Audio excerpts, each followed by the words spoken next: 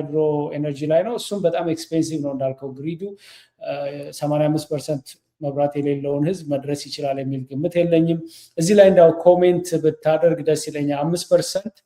ሌላ ኤነርጂ 95% የሃይድሮ ኢትዮጵያን ቨልነራብል ያረጋታል ወይ ሌላው ደግሞ የሚነሳው የኒውክሊየር ኤነርጂ ምን ቦታ አለው are we ready እንደኚህ ላይ ትንሽ ኮሜንት ብታረግ ደስ ይለኛል ሹር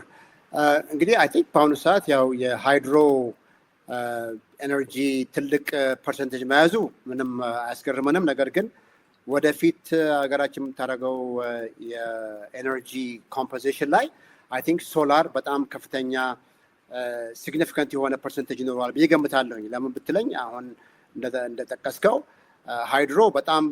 ብዙ ገንዘብ ይጠይቃል ግሪዱን ማስፋፋት ቀላል ነገር አይደለም whereas በሶላር የምንሄድ ከሆነ ሶላር አንደኛ ነገር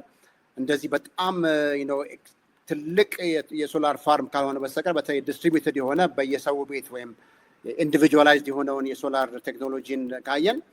አይ ቲንክ እሱ ቴክኖሎጂ በጣም ፕራክቲካል እና ፊዚብል ነው ብዬ ገምታለሁኝ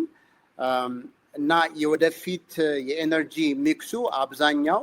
አቅጣጫው ወደ ሶላር ነው ብዬ ማለት የዋተር ፐርሰንቴጁ ስቲል ትልቅ እንደመሆኑ ከ95 ወደ 80 ወደ 70 ዝቅ ሊል ይችላል ብዬ ገምታለሁ ግን አብዛኛው የሚሆነው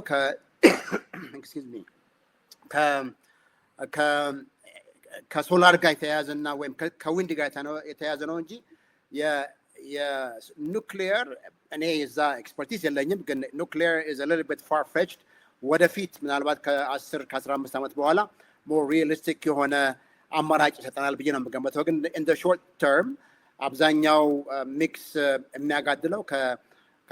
ከውሃ ቀጥሎ ወደ ሶላር እና ወደ ዊንድ ነው ብዬ ነው የማምነው I think እንዳልኩ nuclear is a little bit far fetched እና ገና ቴክኖሎጂውም እያደገ ይመጣል ግን በአሁኑ ሰዓት እዛ ላይ ብዙ ያለን ሪሶርስ ማፍሰሱ in the short term ጠቀሜታ ይኖራል ብዬ አልገምትም ግን እንደነገርኩ I'm not an expert in that space but in general I think የሚያዋጣን ወደ ሶላር እና